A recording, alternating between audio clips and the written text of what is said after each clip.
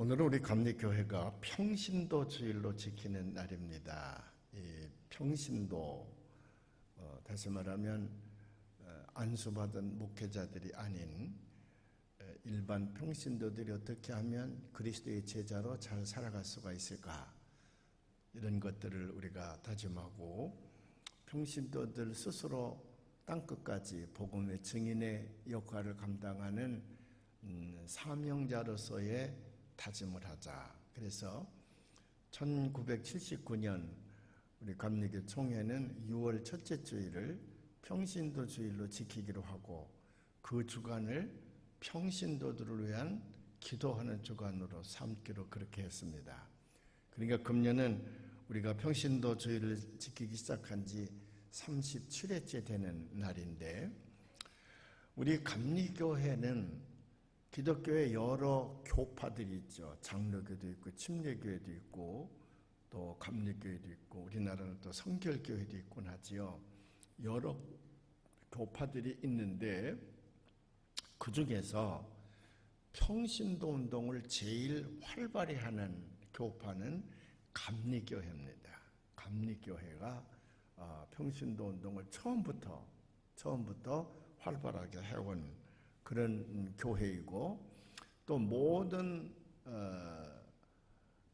교회 안의 조직을, 보통 다른 교단들은 처음에는 다 목사들을 중심으로 해서 이루어졌지만, 우리 감리교회는 모든 행정이나 또는 위원회가 성직자와 평신도가 꼭꼭 50%씩 절반씩 들어가서 교회 행정을 하도록 그렇게 해왔습니다. 지금에는 이제 우리 감리교회를 본따서 다른 장로교회나 침례교회도 다 똑같이 그렇게 하고 있지만은, 우리 감리교회가 언제든지 선구자적인 역할을 감당을 했습니다. 그것은 존 웨슬리 목사님이 처음부터 평신도 운동으로 감리교회를 시작했기 때문에 그렇습니다. 우리 웨슬리 목사님은 1738년 5월 24일 미 신대륙인 사바나에서 선교에 실패하고 영국으로 돌아온 후에 5월 24일 날 밤 9시 15분 전 영국 런던에 있는 올더스게이트에서 모라비안 교도들이 거리 부흥회를 하고 있었는데, 거기 참석했다가 성령의 뜨거운 체험을 하게 됩니다. 그때부터 웨슬리 목사님은 평신도들을 중심으로 신앙 부흥운동을 시작을 했습니다. 그래서 애찬회라는 걸 만들어 가지고 자기 동생과 함께 평신도들을 모아서 저녁을 같이 먹고 같이 성경 공부를 하고 기도회를 하면서 모임을 가졌습니다. 그 모임이 자꾸 발전돼서 1738년 12월 31일 날 영국 런던에 있는 레인이라는 말은 보통 거리 이름을 그렇게 이제 붙이는데, 페더레인이라고 하는 거리에 있는 한 집에서 애찬의 모임을 갖게 됩니다. 그때 한 70여 가까운 사람들이 모여서 저녁을 먹고 성경을 공부한 다음에 예정에 없었던 기도회를 시작을 합니다. 그런데 그 다음날 1939년 1월 1일이죠. 그 다음날 새벽 3시에 기도하는 그 무리 가운데에 성령이 임재했습니다. 그래서 웨슬리 형제들뿐만 아니라 거기 모이는 모든 사람들이 크게 성령을 받게 됐는데, 그날의 사건을 일기에서 웨슬리 목사님은 이렇게 기록하고 있거든요. 나는 오늘 페더레인에서 홀과 킨친과 잉햄과 핏필드와 허친슨과 동생 찰스, 그리고 약 60여 명의 다른 형제들과 함께 애찬을 나누었다. 새벽 3시 무렵 우리가 예정에 없던 기도를 드리는 중 하나님의 강력한 능력이 우리에게 임했다. 많은 이들이 극도의 기쁨으로 소리를 질렀고, 또한 많은 이들이 바닥에 쓰러졌다. 그분의 어미하심의 임재에서 돌아온 우리는 즉시 한 목소리로 외쳤다. 오 하나님, 당신을 찬양합니다. 우리는 당신이 우리의 주인이심을 알고 고백을 합니다. 일기는 이렇게 간단하게 썼지만은 그날의 사건은 대단했다 그럽니다. 그래서 함께 성령 체험을 했던 조지 휘필드라고 하는 사람이 유명한 설교가이기도 했는데, 그 브리스톨과 킹스우드라고 하는 광산촌으로 이어져 있는 작은 도시인데 거기서 야외 집회를 했으면 좋겠다. 근데 당시 영국 성공회는 고교회 하이 클래스 처치입니다. 일반 천민들이나 보통 사람들은 교회에 다니지 못하고 귀족들과 그리고 그 왕족들이 다니는 교회가 영국 성공회였거든요. 그 교회의 목사였습니다. 이 존 웨슬리 목사님은. 그런데 그 교회는 거룩한 교회당 안에서만 하나님 앞에 예배를 드렸지 바깥에서 야외 집회, 특별히 야외 부흥회를 한다는 것은 허락하지를 않을 때였습니다. 존 웨슬리 목사님은 조금 주저함이 있었지만은 자기 동료인 조지 휘필드가 그곳에 와서 부흥회를 해줄 것을 강력히 요청을 하기 때문에 오랜 동안 기도하다가 드디어 1739년 4월 2일 날 그 브리스톨이라고 하는 광산촌인데 그 주변에 야외에 강대상을 하나 놓고 설교를 하게 됩니다. 그때 몇 명이 모여들었냐면 약 3,000명이 모여들었습니다. 지금도 브리스톨에 가면 그 산 언덕에 작은 언덕에 존 웨슬리 목사님이 설교했다는 강단이 거기 있고 많은 순례객들이 그곳에 와서 기도를 하곤 하지요. 거기서 가까운 킹스우드라고 하는 광산촌이죠. 이거는 브리스톨은 그 광산을 좀 떨어져 있는 도시이지만 킹스우드는 광산촌인데 거기 광부들에게 가서 복음을 전합니다. 그랬더니 그가 설교할 때마다 약 2,000명의 성도들이 모이게 되지요.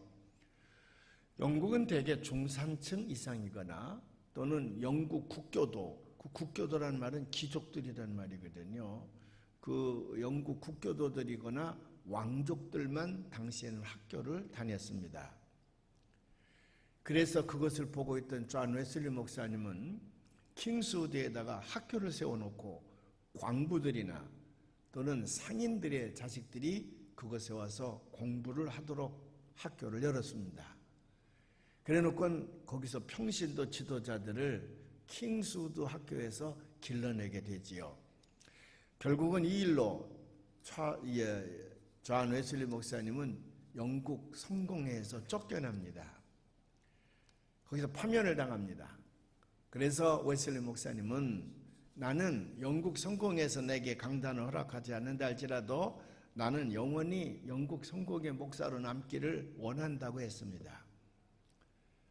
그러나 영국 성공회가 그를 강단에 세우지 않습니다. 그래서 웨슬리 목사님이 내가 유명한 구호가 하나 있지요. The world is my parish. 세계는 나의 교구다. 영국 성공회가 강단을 허락하지 않으면 나는 내가 가는 곳마다 강대상을 놓고 말씀을 선포한다 그 말이지요.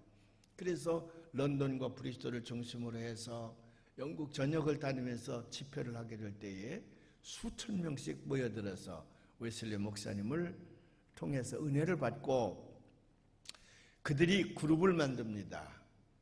그래서 스스로 평신도들이 예배를 인도하면서 그러면서 이제 성경 공부를 하고 자기들 신앙을 점검하는 그 그룹을 만드는데 그게 바로 우리 교회들이 지금 하고 있는 속회라고 하는 거죠. 속회.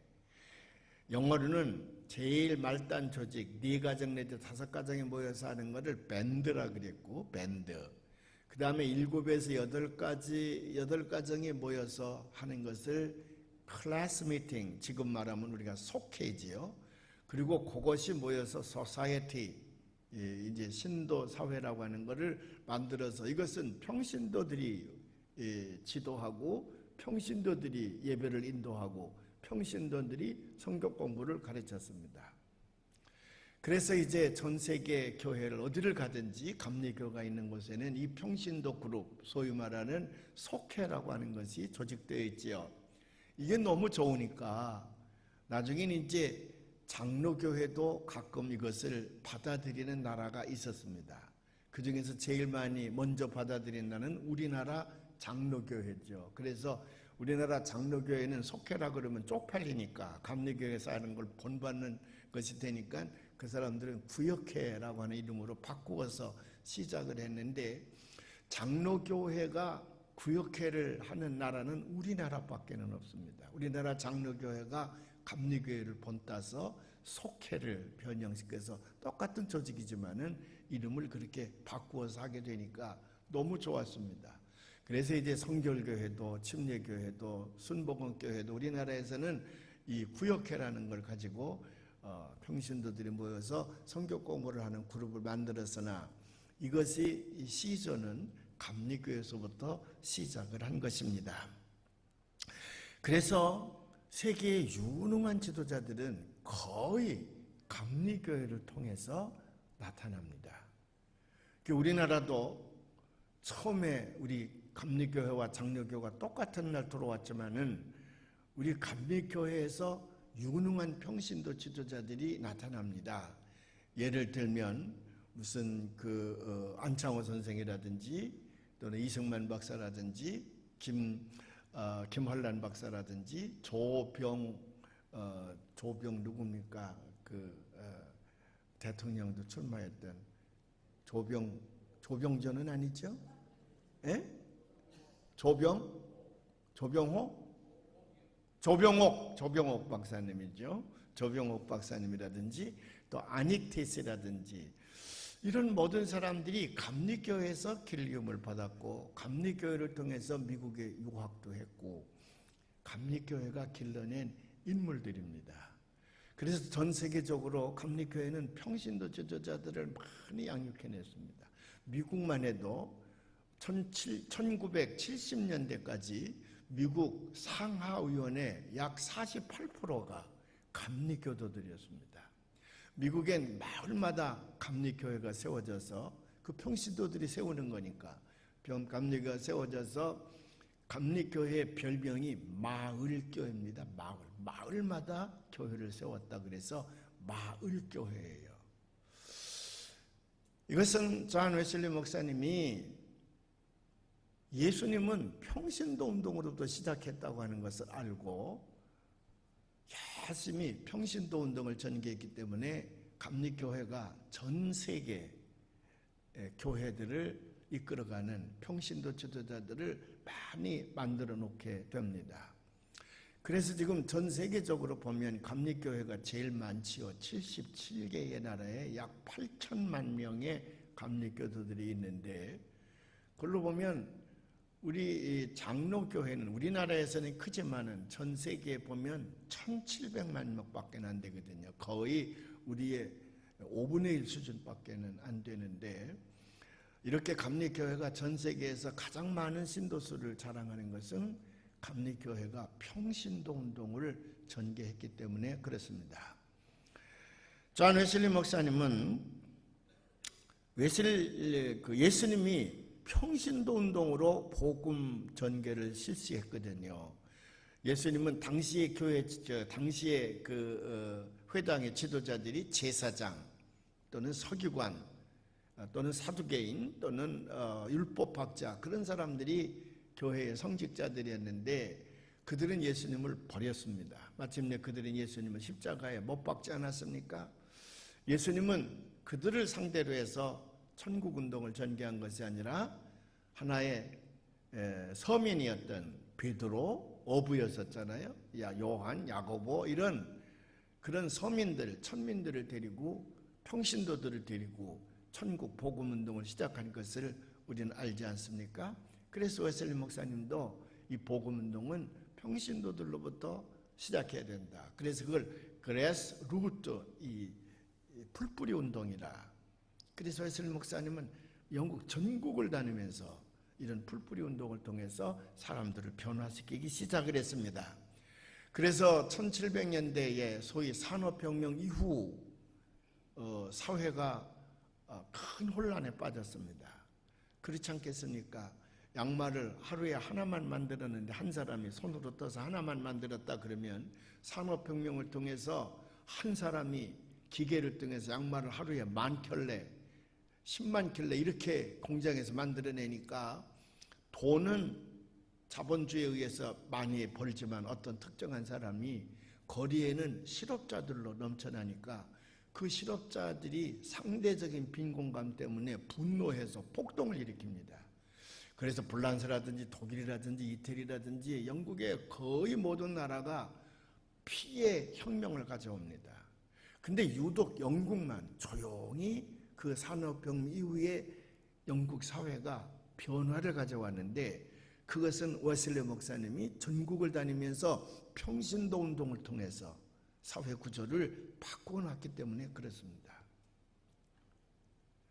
웨슬리 목사님은 구원받은 성도, 예수를 믿고 구원받은 성도들은 하나님의 자녀들이기 때문에 또 예수님의 제자들이기 때문에 그 제자의 삶을 살아야 되냐, 소위 디사이플십이라고 하는 겁니다.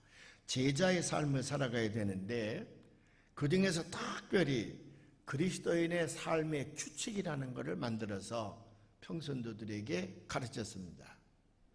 교회 안에서만 하나님을 믿는 것이 아니라 저 사회에 나가서 많은 사람들을 섬기면서 그리스도의 제자답게 살아가야 된다. 그런 규칙들을 많이 만들어서 평신도들을 교육했습니다. 그 중에서도 그리스도인의 삶의 규칙이라고 하는 것이 있었는데 이것은 그리스도인들은 언제든지 선을 행하며 살아야 된다라고 하는 원칙으로 이렇게 그는 정했습니다. 간단히 어떤 사람이 이것을 번역하는 이렇게 번역을 했어요. 당신이 할 수 있는 모든 선을 행하라. 모든 힘을 다하여 모든 방법을 다하여 모든 처지에서 모든 장소에서 모든 사람에게 당신이 살아있는 동안 모든 선을 행하라. 영어로 보면 do all the good you can. 당신이 할 수 있는 모든 선을 행하라. 그러면서 by all the means you can. 당신이 동원할 수 있는 모든 도구를 통해서 in all the ways you can. 당신이 할 수 있는 모든 방법 안에서 in all the places you can. 당신이 할 수 있는 모든 장소에서 at all the times you can. 당신이 할 수 있는 모든 시간에 to all the people you can. 당신이 할 수 있는 모든 사람들에게 as long as you can. 당신이 할 수 있는 한 당신들은 선을 행하며 살아라. 이게 이제 웨슬리 목사님이 영국 시민들을 향해서 내건 삶의 규칙이었습니다. 그뿐만이 아닙니다. 웨슬리 목사님은 돈의 사용이라는 설교를 자주 하셨는데 거기에서 경제 원칙을 얘기합니다. 그래서 그분은 말하기를 영광스러운 목적의 선한 도구로서 돈을 사용해야 되는데 적어도 3가지 규칙을 가슴에 새기라. 첫째로는 gain all as you can. 당신이 할 수 있는 대로 많은 돈을 벌어라. gain all, 많은 돈을 벌어라. 두 번째 원칙은 될 수 있는 대로, 할 수 있는 대로 많이 저축해라. save all as you can. 당신이 할 수 있는 대로 저축을 해라. 그리고 세 번째가 중요한 거죠. give all as you can. 당신이 할 수 있는 대로 많은 사람들에게 나누어주라. 낭비하지 말라고 말이죠. 이렇게 살다간 사람들, 이 평신도들이 성경에 여러 가지 본이 있는데 그 중에 하나가 다비다라는 여자입니다. 이 다비다는 웨슬리 목사님이 말씀하셨던 이것, 또 예수님께서 가르쳤던 우리 성도들의 삶의 원리를 잘 실천하며 살아갔던 대표적인 사람입니다. 오늘 봉독한 사도행전 9장 36절부터 43절에 이 말씀이 잘 기록되어져 있는데 거기 말씀에 보면 다비다라고 하는 여자가 죽었습니다. 중동에서는 사람이 죽으면 그걸 만지면 굉장히 부정을 탄다 그래서 아주 그 접근을 못하게 합니다. 특정한 사람만 시체를 처리해서 묻게 하는데 다비다라고 하는 여자가 죽게 되고 과부가 죽게 되니까 많은 사람들이 그의 시신을 깨끗이 닦아서 다락에 누워놓고 슬피 울었습니다. 그러면서 당신은 더 살아야 될 사람인데 이렇게 죽어서는 안 된다고 모두가 다 안타까워하면서 거기서 가까운 도시인 루다에 사도 베드로가 있다는 소식을 듣고 거기다 사람을 보내서 우리 다비다가 죽었는데 이 사람 너무 좋은 사람입니다. 죽어서는 안 될 사람이니 당신이 와서 좀 살려달라고 간청을 합니다. 그래 베드로가 옵니다. 베드로가 올라서 달에게 올라갔더니 많은 과부들이 슬피 울면서 그가 평소에 지어서 나누어줬던 겉옷과 속옷들을 보여주며 우리가 가난한 과부들로 살아가는데 이 사람이 이 옷들을 만들어서 우리에게 나눠줬다고, 이 사람처럼 또 그 사람은 가난한 사람들을 많이 돕고 했는데 이 사람 죽으면 안 된다고 좀 살려달라고 간청을 하는 거예요. 베드로의 마음에 감동이 옵니다. 사람들을 내어놓고 다비다야 일어나라. 그가 선언하게 될 때에 다비다가 살아났다는 얘기예요. 그 모습을 지켜본 많은 요빠의 사람들이, 요빠라는 도시에 살았는데 지중해 해안가에 있는 작은 도시입니다. 그 요빠의 사람들이 두 가지 면에서 감동을 한 거예요. 첫째는 예수를 믿으면 다비다처럼 사는구나. 그 다비다의 삶에 감동을 받았고 그렇게 살면 하나님께서 사도들을 통하여 죽은 자도 살려내는구나. 이 기적에 또 감동을 받는 거예요. 그래서 요빠에 있는 사람들이 거의 다 예수를 믿게 되었다는 거거든요. 이건 대단한 사건이었습니다. 보통 사람들이 죽으면 세 가지 반응을 보인다 그래요. 첫째 반응은 사람이 죽었을 때 잘 죽었다는 반응이죠.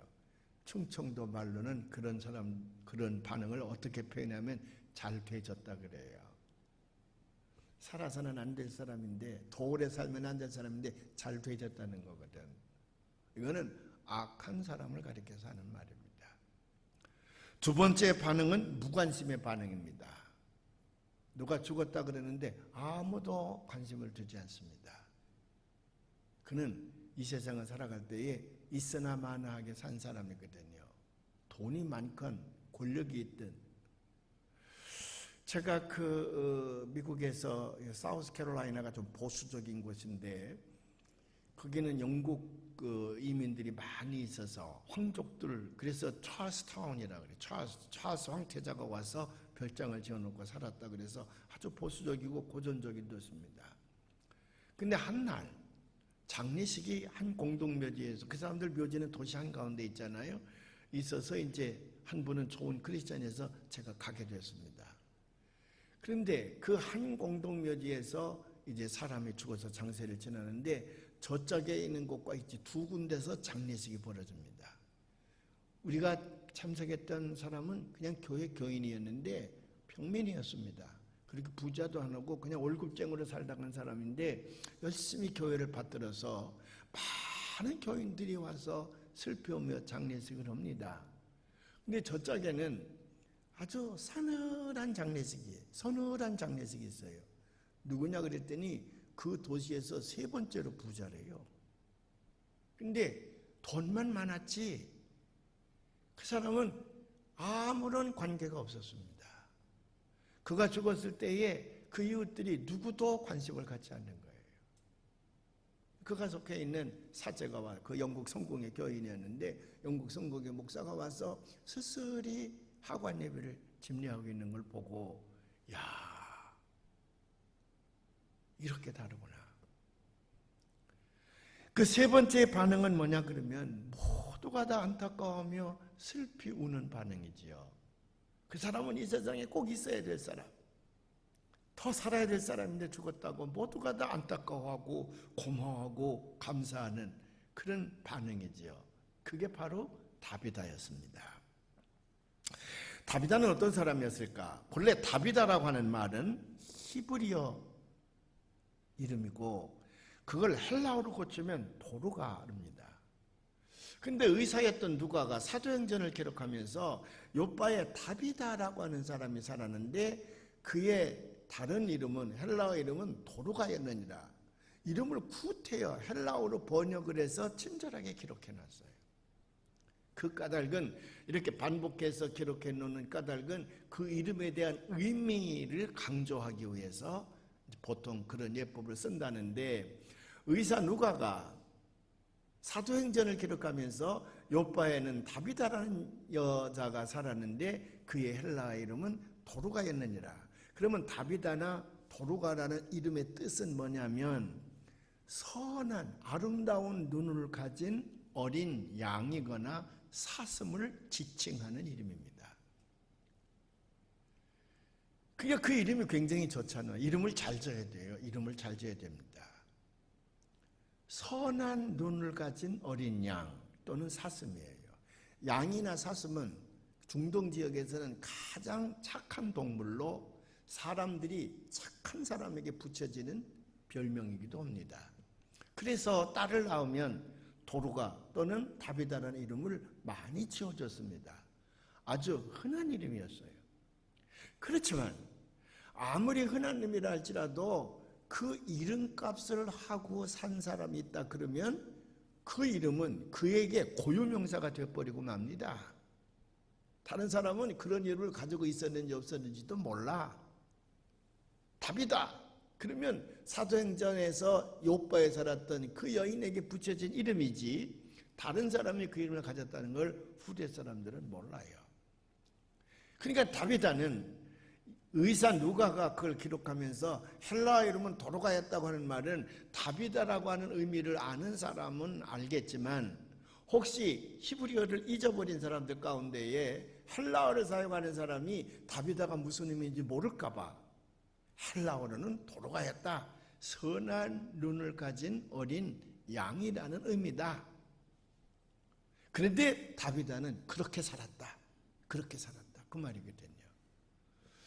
베드로니 요한이 야고보니 하는 것도 당시에 유대인들에게는 아주 흔한 이름입니다. 우리기로 말하면 영순이 손자 이런 똑같아요. 그런데 특별히 베드로 요한 야고보 그러면 우리는 다른 사람들은 몰라요.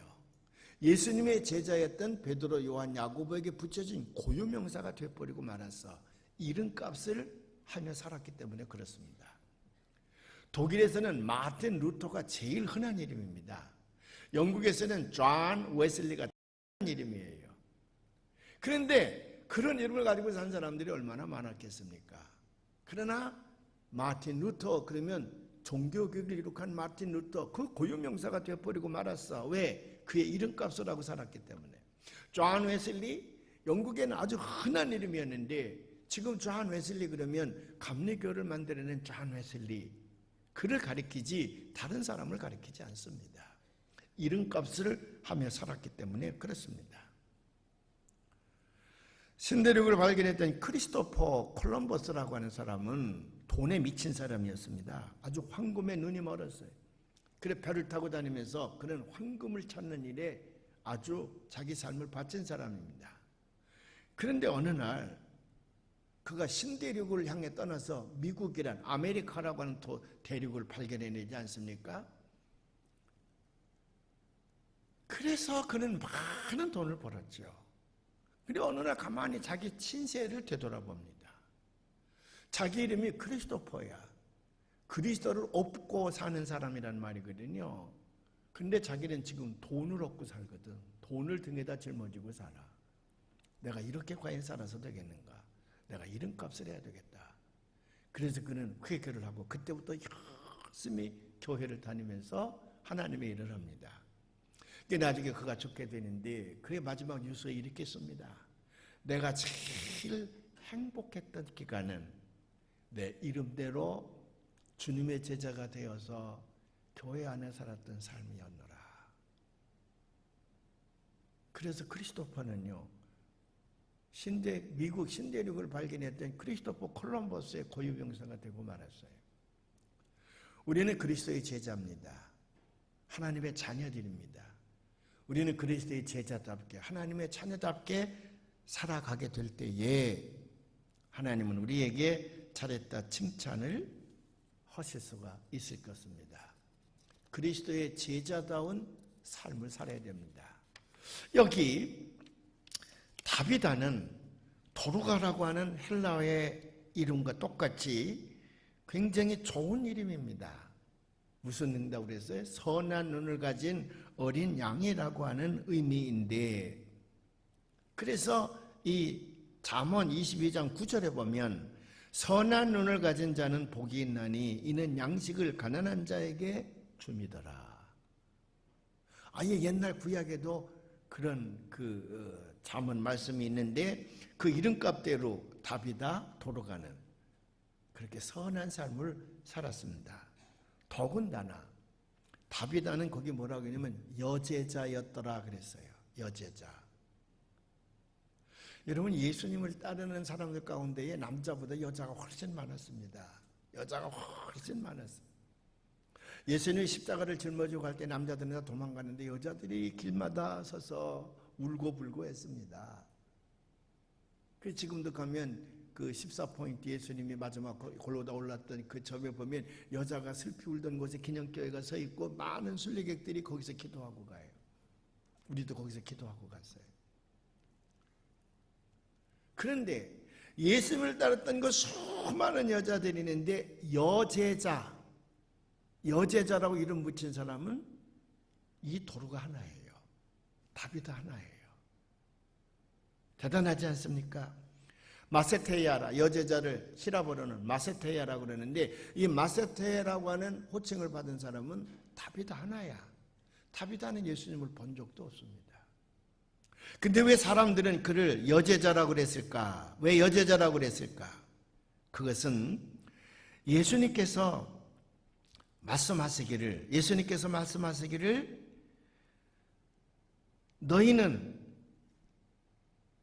너희에게 내가 계명을 주노니 서로 사랑하라.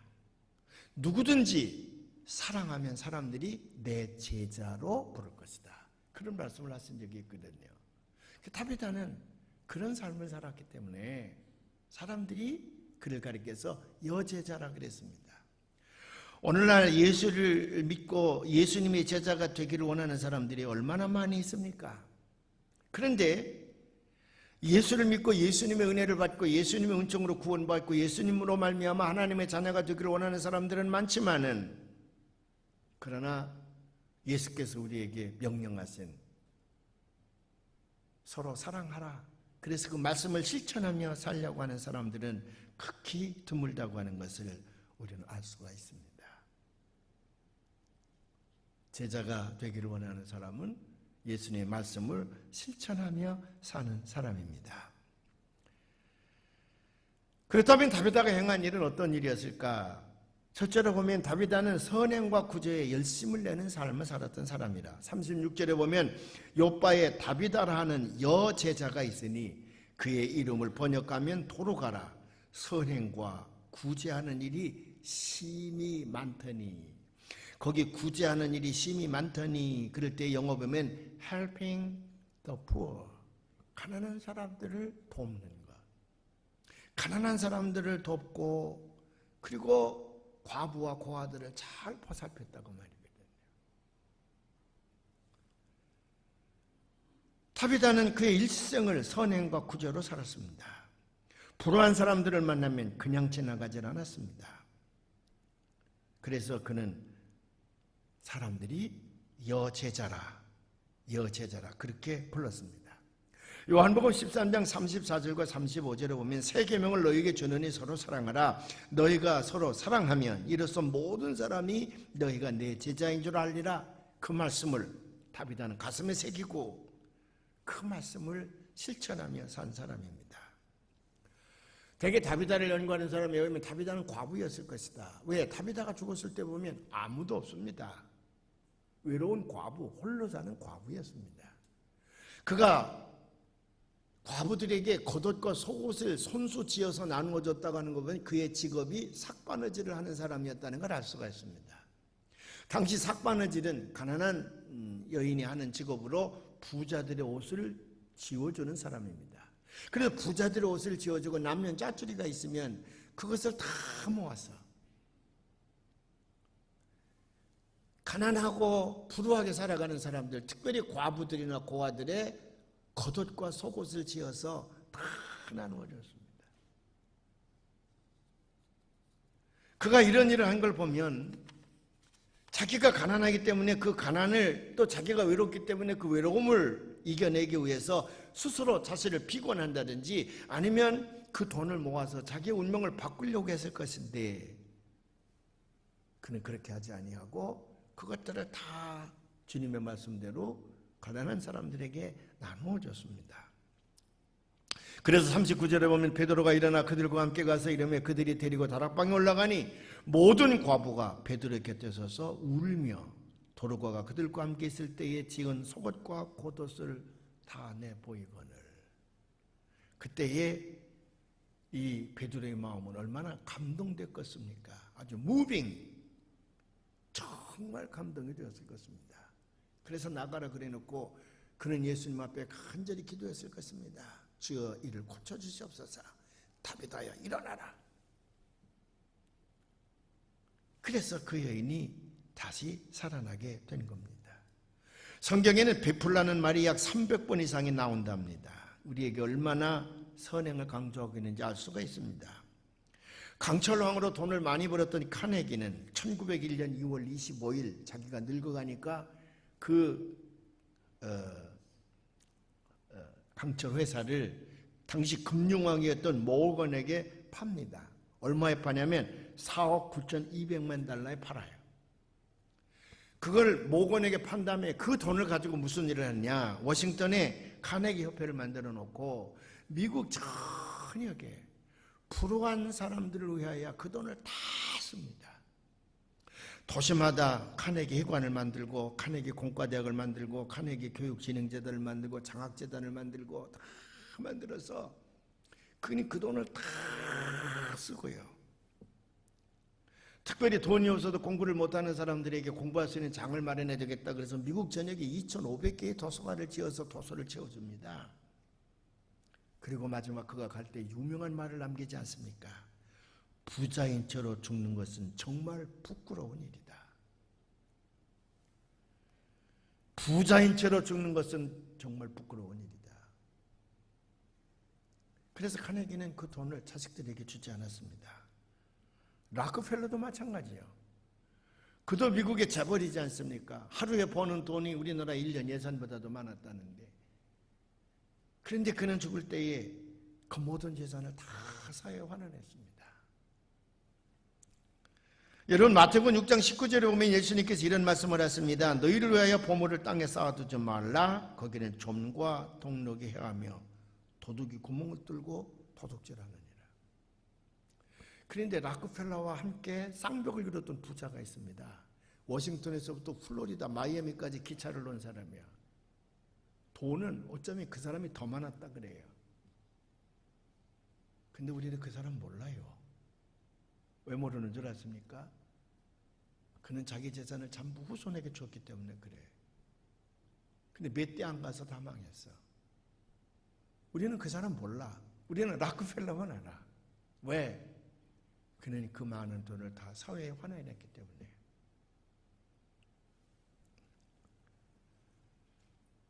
둘째로 다비다는 죽을 때까지 그는 이 선행을 지속했다는 걸 볼 수가 있습니다. 특별히 초대교회는 극심한 가난과 핍박 속에서 많은 고아와 과부들과 극빈자들이 있었는데, 이 가난했던 과부 다비다는 그의 죽음이 앞에 다가올 때도 그는 이 일을 멈추지 아니했다. 그래서 그가 죽었을 때에, 그가 병들어 죽었을 때에 도움을 받은 많은 사람들이 와서 그의 시신을 깨끗이 씻어서 다락에 올려놓고 그리고 슬피 울었다. 그리고 베드로가 왔을 때 그가 지어졌던 옷들을 다 내보이며 우리를 이렇게 도와놓으라고. 그는 죽을 때까지 그에게 주어진 사명을 감당했었다고 하는 거거든요. 사람이 늙거나 병들거나 자기 처지가 나빠지면 선행의 손을 멈추는 경우가 많이 있습니다. 그런데 이 다비다는 그러지 아니했습니다. 누가 보던 말든.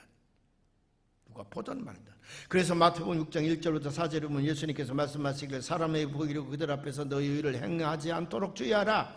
그렇지 않으면 하늘에 계신 너희 아버지에게 상을 얻지 못하느니라. 너희는 구제할 때에 오른손이 하는 것을 왼손이 모르게 하여 내 구제함을 은밀하게 하라. 은밀한 중에 보시는 너희 아버지가 갚으시리라. 다윗은 이 말씀을 가슴에 깊이 새기고 끝까지 자기가 할 수 있는 한 모든 것을 다 한 사람입니다. 다윗아, 대단한 사람이에요. 마지막으로 한 가지 간과해서는 안 될, 이 사건에서 간과해서는 안 될 것이 하나 있습니다. 그게 뭐냐면 다윗에 의해서 예수를 믿고 있는 욥바 사람들의 믿음입니다. 선행, 예수를 안 믿어도 할 수 있어요. 불교나 다른 교회도 다 선행하라 그래요. 누구나 다 하나님을 믿지 않아도 선행하는 사람 많이 있어요. 그런데 이 다윗 사건에서 뭘 하나 알 수가 있느냐 그러면 다윗에 의해서 예수를 믿게 된 그 사람들이 가지고 있는 믿음이야. 자기들이 어려운 그 큰 상황에 있을 적에 하나님께서 도우면 능치 못할 일 있다고 하는 믿음이야. 그래서 그들은 이 다윗을 병들어 죽었을 때에 깨끗이 씻어서 다락에 누인 다음에 가까이 루다에 있는 베드로를 찾아가서 우리 다윗을 살려달라. 그가 예수님의 사도이기 때문에 주님의 이름으로 선언하면 다윗아가 일어날 줄 알았다고 하는 믿음이야. 이게 굉장히 중요해요. 평시도들에게는 마지막이 믿음입니다. 주님이 하시면 능치 못할 일이 없다고 하는 믿음이야. 예수님께서 칭찬하신 게 뭡니까? 중풍병에 걸려있는 사람을 그 친구들이 데려다가 예수님 지붕을 뚫고 예수님 머리 위로 내리게 될 때에 예수님께서 그들의 믿음을 보시고 그 친구들의 믿음을 보시고 그 중풍병인을 고쳐주셨다는 말씀이 있지 않습니까? 그것이 우리 평신도들이에요. 그냥 선한 일을 행하는 거 아무나 할 수 있습니다. 착한 마음을 가지고 있으면. 그러나 근극적인 것은 뭐냐면 믿음이야. 주님 앞에 돌아오는 믿음이었습니다. 주님이 하시고자 하시면 능치 못할 일이 없다. 그 말씀을 믿고 살아가는 믿음이에요. 구약성경에도 마치 수넴 여인이 있지 않습니까? 수넴 여인이 하나님의 사람을 엘리사를 잘 대접했습니다. 엘리사가 오면 자기 다락방에서 늘 쉬곤 했습니다. 근데 어느 날 기도해서 얻은 자기 외아들이 죽게 된단 말이에요. 그럴 때 수넴 여인은 그 아들을 데리고 엘리사 선지자가 누워있던 묵고있던 그 다락방에 누워놓고 그는 멀리 갈멜산까지 쫓아갑니다. 당신이 하나님 앞에 기도해서 낳았던 내 아들이 죽었습니다. 당신이 와서 살려주시오. 하나님의 사도인 엘리사에게 이 수넴 여인이 간청하게 될 때에 하나님은 그 엘리사를 통해서 하나님의 사람을 통해서 자기 아들을 살려줄 줄 믿었어. 그래서 엘리사가 와서 그 아들을 살려냅니다. 그게 믿음이에요. 그러니까 욥바의 사람들은 그냥 다비다를 통해서 복음을 전수받아서 같이 신앙생활하는 믿음의 공동체였는데 다비다가 가지고 있던 믿음이야. 그 믿음이 그들에게 잘 전해져서 다비다가 죽었을 때에 그의 가르침대로 사도를 통하여 하나님 앞에 기도하면 이게 나을 줄로 믿습니다. 그래서 급히 사도인 베드로를 불러다가 이 다비다를 살려달라고 간청하는 거예요. 그래서 그는 결국 다시 욥바 사람들의 믿음에 의해서 살아납니다. 우리 여기서 두 가지 중요한 교훈을 얻습니다. 하나는 주님의 말씀대로 끝까지 우리가 선한 삶을 사는 것이요. 두 번째는 믿음입니다. 끝내는 예수님께 의지하는 믿음입니다. 어느 설교집에서 제가 읽은 얘기인데 북경에 가면 명 13땡이라는 곳이 있다네. 명나라 황제 13명이 시신이 묻혀있는 곳이랍니다.